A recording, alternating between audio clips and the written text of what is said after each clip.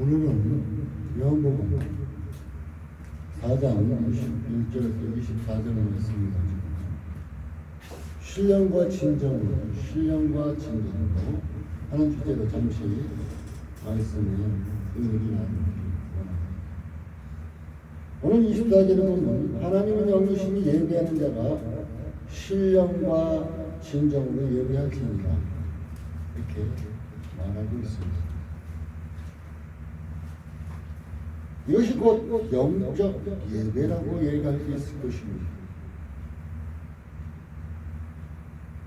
곧 로마서 12장에 나오는 우리가 드릴 예배는 영적 예배입니다. 예배는 과연 무엇입니까? 예배는 우리가 엎드리다, 무릎을 꿇다, 상대방의 손에 키스를 하다, 곧 존경의 의미를 표하기도 합니다. 그럼 예배하기 위해서는 우리가 예배의 대상이 있어야 되겠죠.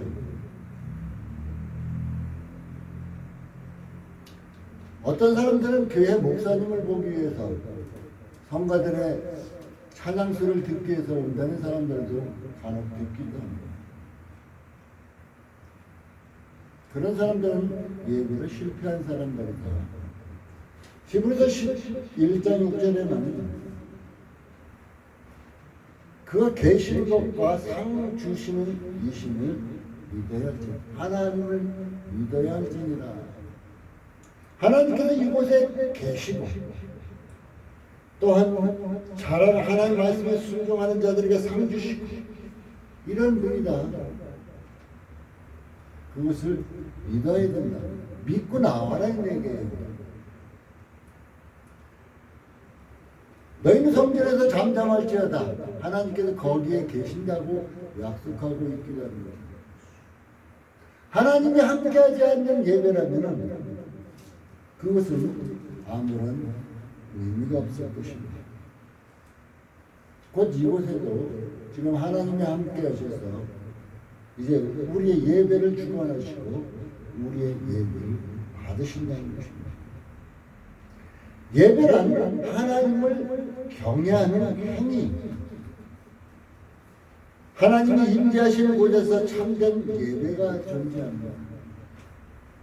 하나님이 임재하지 않은 곳에서는 참된 예배라고 말할 수가 없죠. 하나님이 함께 하시는 곳에는 참된 예배가 존재할 수밖에 없다는 것입니다. 기독교 예배에서는 언제나 하나님이 우리를 초청하시는 거예요. 하나님이 우리를 예수 그리스도의 이름으로 죄식금 해주시고 그 보혈의 피의 공로인 것을 우리가 하나님의 초청을 받고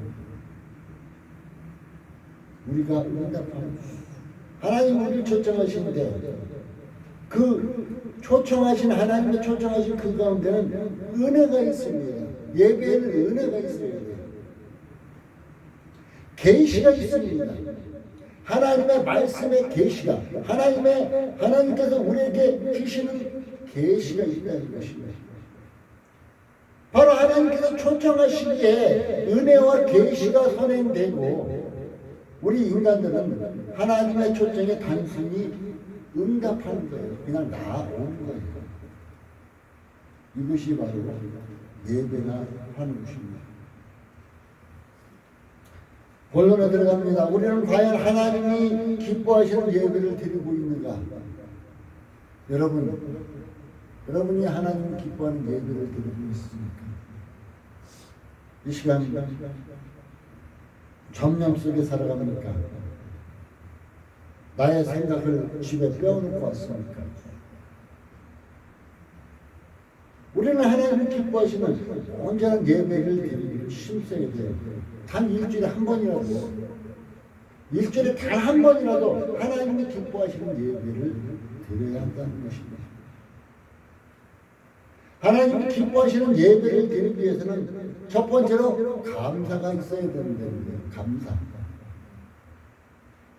그래서 데살로니가전서 5장 18절에는 범사에 감사하라.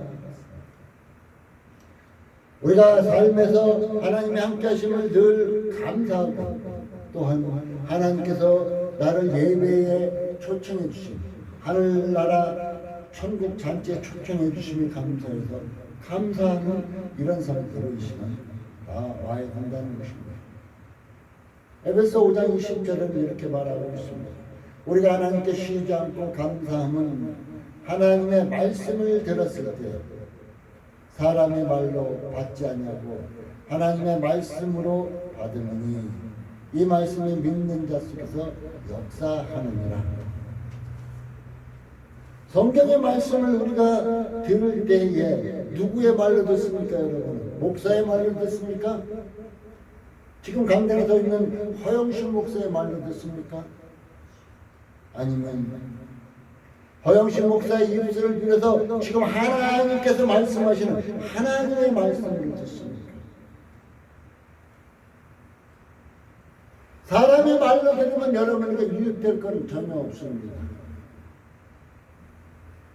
하나님의 말씀으로 듣게 되면 그 하나님의 말씀이 여러분 믿는 자 속에, 여러분이 하나님의 말씀을 믿는 자 속에서 역사한다. 능력도 나타나고 여러분을 평안 가운데, 또한 안전한 가운데, 또한 축복해 주시고 기적도 일으키는 이런 믿음의 말씀이 된다는 것입니다. 우리가 살다 보면 어떤 믿음의 사람은 큰 기적과 이적을 나타내고 있습니다. 근데 나에게는 전혀 없습니다. 기도도 안 되죠.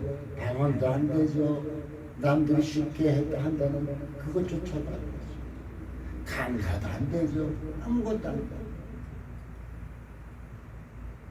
근데 어떤 사람은 그냥 하나님의 말씀을 아멘으로 아멘 듣고 그 말씀에 밖에 나가서 순종하고 나가다 보니까 그 말씀은 그 사람과 함께함으로 큰 능력이 나타나고 축복이 나타나고 은혜가 나타나는 것을 볼 수 있게 된다는 것입니다. 사랑하는 성도 여러분, 이 시간까지 사람의 말로 들었다면 이 시간 이후로는 믿음 가운데 하나님의 말씀을 잘 새겨 듣기를 바라겠습니다. 우리는 하나님의 도우심과 인도하심이 없이는 한시도 살 수가 없습니다. 임마누엘, 하나님이 우리와 함께 계신다. 지금 이 순간도 임마누엘 하나님이 되셨습니다. 에베네스, 하나님이 지금 이 순간 여기까지 나를 도우셨습니다. 저는 분명히 하나님이 함께 하심을 삶에서 느낍니다. 또한 하나님께서 도우시는 도움의 손길을 느끼고 살아갑니다. 제가 지금 이 순간에도 이 자리에 설 수 있었던 것은 하나님이 함께 하셨고 하나님이 도우셨기 때문입니다. 어제 이제 아파트에 같이 사는 한 분과 대화를 나눴습니다. 그분도 저와 같이 암의 고통을 받고 있는 사람이었습니다. 나에게 얼굴이 굉장히 좋아졌네요. 그러면서 얘기를 했습니다. 그분도 어렸을 때는 교회 열심히 다니던 사람이었습니다. 근데 지금 교회를 떠났습니다. 대화를 하다 보니까 왜 그랬을까요? 사람의 실망을 하고 떠났습니다. 그분은 몇 년 전에 위암 수술을 받아 초기에 만나서 수술 잘 되었습니다. 근데 작년에 휘장이 위 뒤에 있는 휘장에 걸려 수술했습니다. 그래서 제가 얘기했습니다. 다시 교회 나가서 예수님을 온전하게 믿으십시오. 얘기했습니다. 왜? 나를 도우실 분, 나와 함께 하시는 분은 오직 우리 주님밖에 없으니까.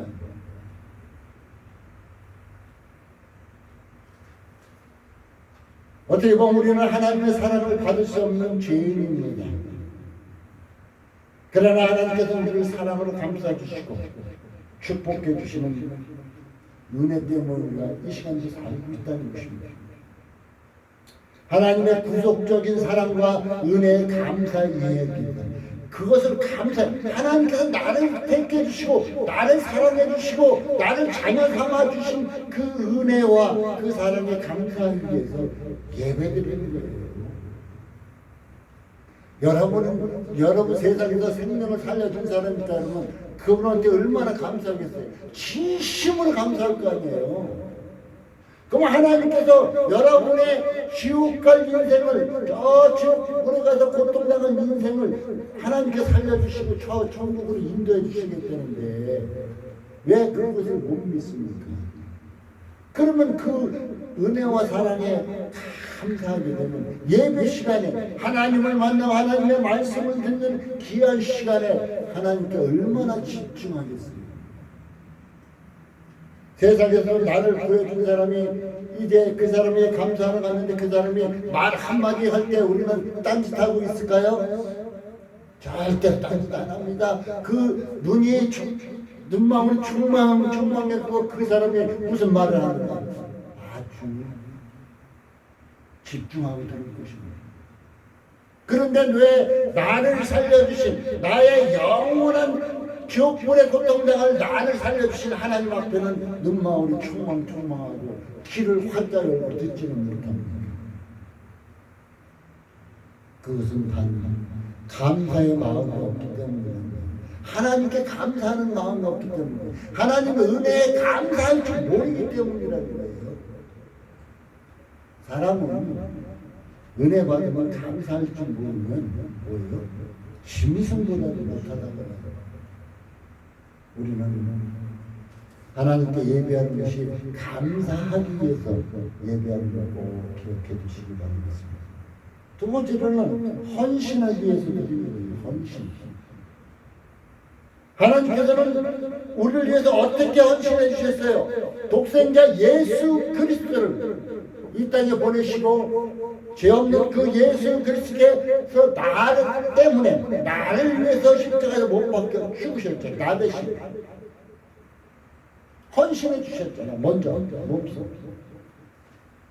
그러니까 우리도 당연히 그 은혜 받았으면 헌신해야죠. 아브라함은 하나님의 은혜가 크신 것을 알았습니다. 아브라함은 하나님의 말씀이면 무조건적으로 순종했습니다. 그는 100세가 돼서 얻은 아들 이삭을 야 내가 내게 지시한 산으로 가서 드려라 했어요. 3일 길을 걸어서 그 이삭을 드립니다. 그게 헌신이에요.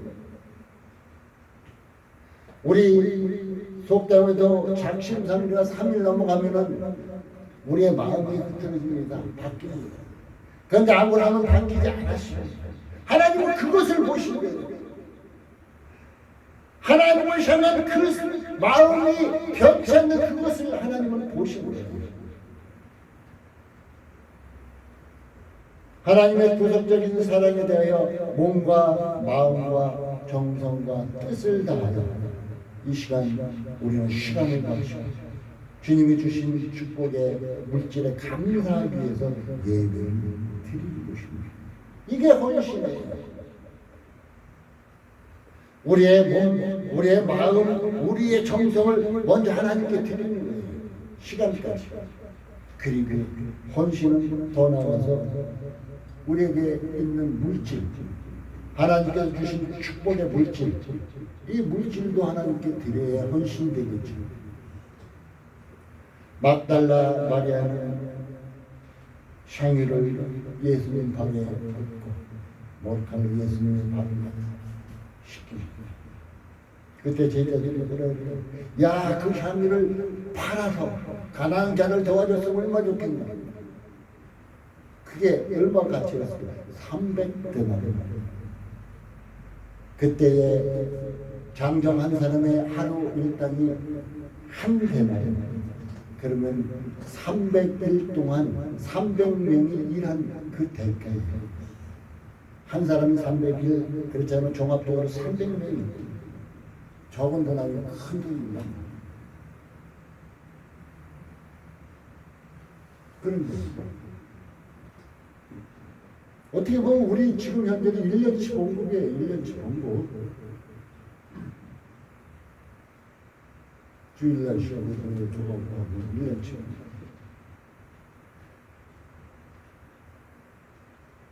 예수님은 나의 장사를 위해 살고 계십니다.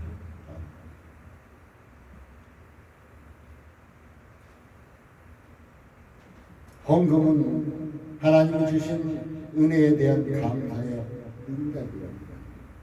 내가 받았으면 하나님께 받았으니까 하나님께 드리는 거예요. 내가 그 받은 은혜에 감사해서 드리는 거예요. 어떻게 우리가 세상 살아가면서도 이웃에게 무엇인가 받았으면은 담내로 그 받은 것에 빈 그릇 갖다 주나요? 거기에 담아서 무엇인가 갖다 주나요? 응답이에요, 응답. 하나님에 대한 응답.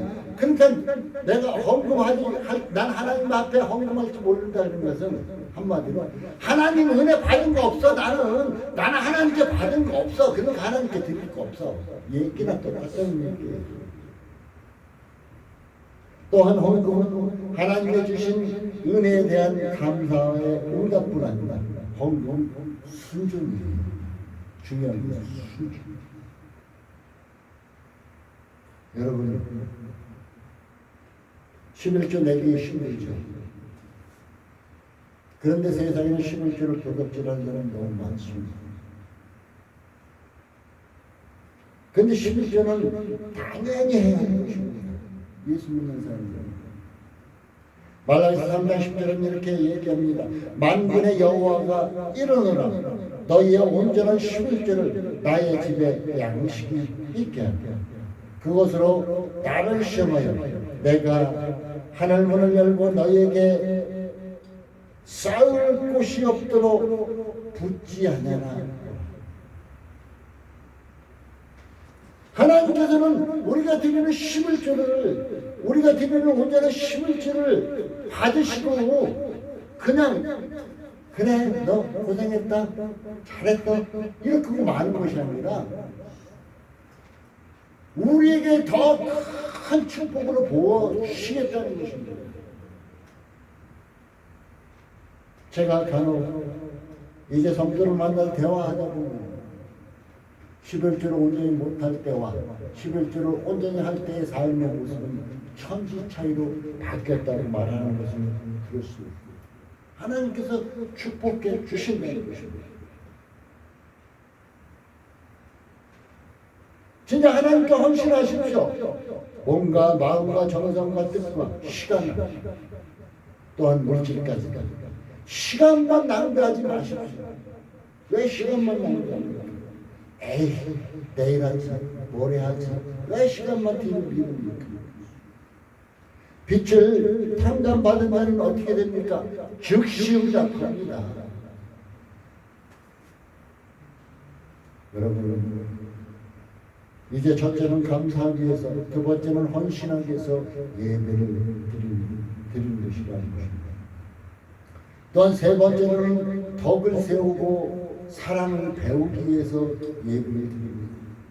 기독교는 덕이 되는 소망, 사랑, 자비, 용서, 이해, 긍휼, 덕성을 기해서 예배를 드린다고 했습니다. 우리 인간은 3살 버릇이 8까지 간다고 변하지 않아요. 성격이 참. 그런데 살아가면서 세상 속에서 배우는 것도 많이 있습니다. 원래 타고난 성격은 변하지 않겠죠. 잘. 그러나 세상 속에서 배운 것, 잘못 배운 것은 고칠 수가 있습니다.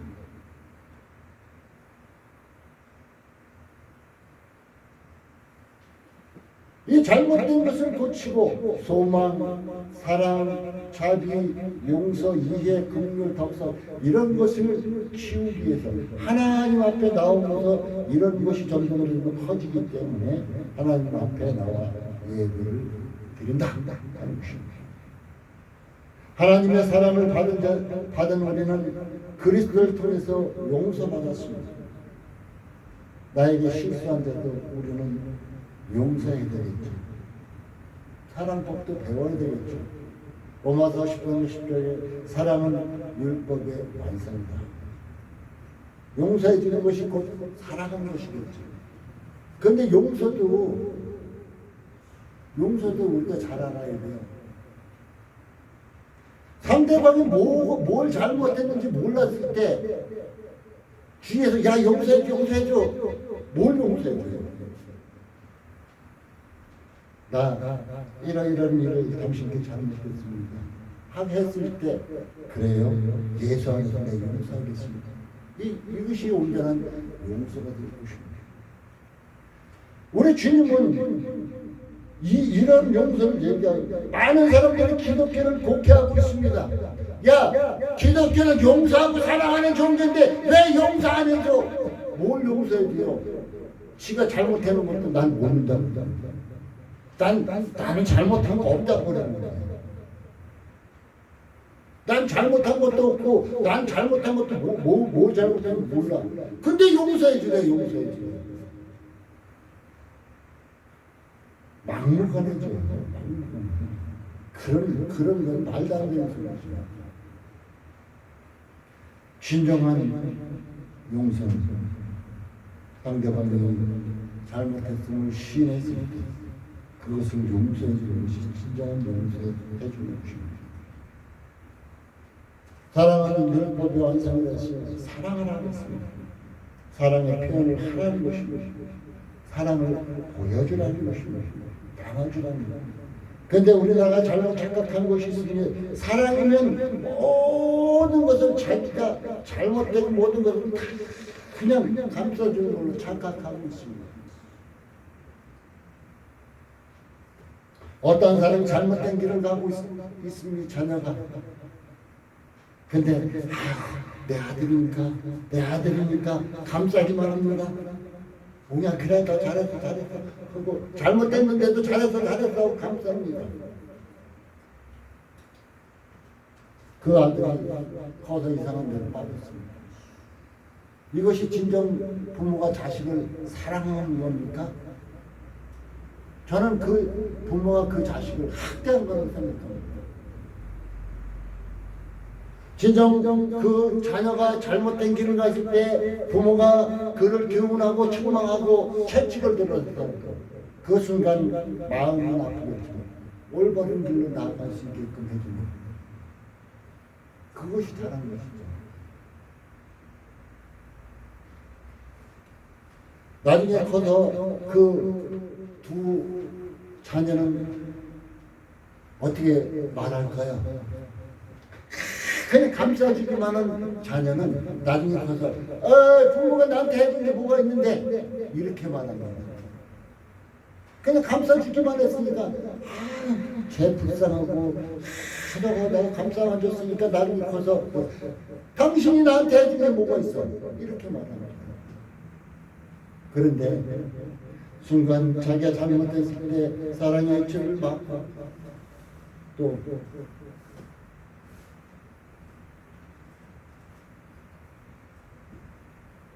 교훈하고 해서 올바르게 큰 자녀는 그래 나의 부모님께서 나를 이렇게 잘못된 길을 가지 않도록 이끌어 주셨구나.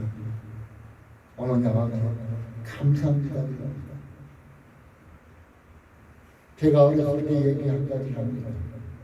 제가 어렸을 때만 해도 이제 참외를 심고 수박을 심는 이런 곳에 가서 한두 개씩 어린 마음에 따먹는 이런 것들이 많이 있었습니다. 지금 그랬다가는 큰일 나겠죠. 어느 한때 제가 이 아이들과 친구들과 함께 참외 서들에서 참외를 따먹다가 주인한테 걸려서 도망갔습니다. 도망갔는데도 불구하고 그쪽에서는 누구 자식들이다 하고 알고 있었습니다. 다른 자식들은 호되게 혼났습니다. 저는 첫 번째 혼이 나지 않았습니다. 그 혼이 안 나니까 어때요? 아이, 괜찮은가 보다. 두 번째 또 했습니다. 왜? 내가 한 게 뭐 괜찮은가 보다. 잘한 거 나쁜 짓 아닌가 보다. 그때는 두 번째는 할머니께서 나를 종아리를 거두시고 횟줄을 때리면서 한번 우셨습니다. 아, 이것이 진정 내가 잘못하고 있습니다. 이것이 잘못된 것이구나. 그래서 그 후로는 그런 일을 하지 않았습니다. 왜? 나의 잘못된 길을 언제나 가르쳐 주셨어요. 그래서 지금도 내 가슴속에는 남아있습니다. 나를 그렇게 훈육하고 가르쳐서 내가 잘못된 길을 빠지는 것을 막아주셨기 때문에 이것이 사랑이에요. 그냥 안아만 주고 아이고 그냥 내 자식 약하니까 뭐하니까 하면서 안아만 주는 게 사랑이에요. 예수 안에서도 하나님 말씀으로 교훈하고 책망할 건 책망하고 바르게 인도하는 것이 진정한 사랑입니다. 이것을 배우기 위해서 우리가 예배에 나오는 것입니다. 또 한 번 사도행전 21장 35년 주는 자가 복이 있다고 우리가 이제 움켜쥐기만 하지 말고 나누는 이런 사람도 되시기 바라겠습니다. 히브리서 13장 이제는 손님 대접하기를 잊지 말라. 부지 중에 천사들을 대접하는 자들이 있는다고 얘기해 주고 창세기 18장은 아브라함이 그런 결과를 낳았습니다. 그래서 저희 교회도 개척교회지만 이제 교회 문이 열렸을 때 어떤 누가 오더라도 그들을 그냥 소홀히 보내고 아니면 교회에 없는 것이지만 다만 물 한 잔, 차 한 잔이라도 대접하라고 애를 쓰고 있습니다. 예배를 드리면 드릴수록 하나님을 더 알게 됩니다. 덕성을 키우게 됩니다.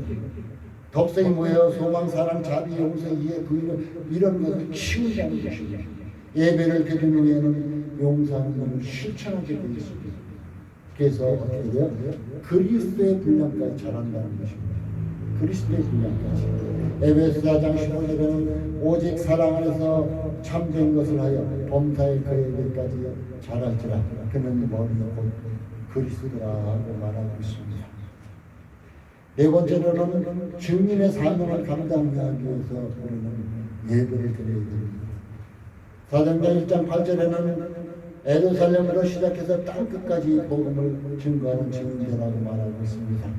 하나님의 말씀을 통해 은혜 받고 자극받아서 예수의 사랑과 소망과 믿음의 증거대로 사명을 감당해야 됩니다. 하나님의 말씀을 내가 은혜 받아야죠. 내가 먼저 은혜를 받아야 나는 합니다. 전도 못하는 자는 하나님의 은혜의 말씀을 은혜 받지 못하니까 전도 못하는 거예요. 이웃과 예수의 얘기를 하지 못하는 것은 내가 하나님의 말씀을 은혜를 받지 못했기 때문에 그렇다는 거예요. 우리는 예배를 통해서 하나님의 말씀의 은혜를 받고 그 받은 은혜를 이웃과 나누는 것이 바로 전도라는 것입니다. 마태복음 28장 18절에서 20절은 이렇게 말합니다. 예수께서 가셨을 때 하늘과 땅의 모든 권세를 내게 주셨으니 너희는 가서 모든 족속으로 제자를 삼아 아버지와 아들과 성령의 이름으로 세례를 주고 내가 너희에게 분부한 모든 것을 가르쳐 지키게 내가 너희에게 분부한 모든 것을 가르쳐 지키게 하라. 내가 세상 끝날까지 항상 함께 있는 예수님께서 항상 함께 있다고 말씀하고 있습니다. 이제는 하나님의 말씀을 받아서 성령의 능력 받아서 그리스도의 군사가 또한 되어야 될 것입니다. 디모데후서 2장 3절 4절은 이렇게 말하고 있습니다. 예수 그리스도의 좋은 군사로 나와 함께 고난을 받으시니 군사로 다닌 자는 자기 생활에 얽매는 자가 하나도 없나니 이는 군사로 모집한 자로 기쁘게 하리. 이제는 우리는 예수 그리스도의 십자가 용사라 군사라고 말합니다. 그런데 나만 기쁘게 하려고 합니다. 예수님을 기쁘게 하는 이런 삶이 우리에게 필요하다는 것입니다. 사랑하는 성도 여러분, 예배는 감사하기 위해서, 헌신하기 위해서, 덕을 세우고 사랑을 배우기 위해서, 증인 사명을 감당하기 위해서 예배를 꼭 드려야 한다는 것입니다. 결론을 맺기를 원합니다. 구약의 의식 희생지사는 신약에서 성취될 진리를 가르칩니다. 예수님이 십자가에서 죽으시고 희생제물로 성취된 그것을 말하고 있습니다. 현재 우리는 제사가 아니라 하나님의 구속하심에 감사드리고 하나님께 영광 돌리는 것이 바로 예배라는 것입니다. 빌립보서 3장 14절은 이렇게 말하고 있습니다. 표대를 향하여 그리스도 예수 안에서 하나님이 위해서 부르시는 부름의 상을 위해서 따라가노라. 사랑하는 성도 여러분, 부름의 상을 위해서 따라갈 수 있는 세상과 땅바닥 쳐다보지 말고 하늘의 것을 바라보고 나아갈 수 있는 여러분 되시기 바라겠습니다. 그리고 여러분들은 하나님의 말씀을, 사람의 말이 아니라 하나님의 말씀을 온전히 받아서 말씀 속에서 능력받고 말씀 속에서 축복의 역사가 나타나고 말씀 속에서 은혜와 함께 살아가는, 말씀 속에서 여러분이 하나님이 함께 계심을 체험하고 느끼고 살아가는 하루하루 한순간순간의 삶이 되어지기를 예수님의 이름으로 축복합니다. 기도하겠습니다. 신령과 진정으로 성령 안에서 진리를 얘기할지라.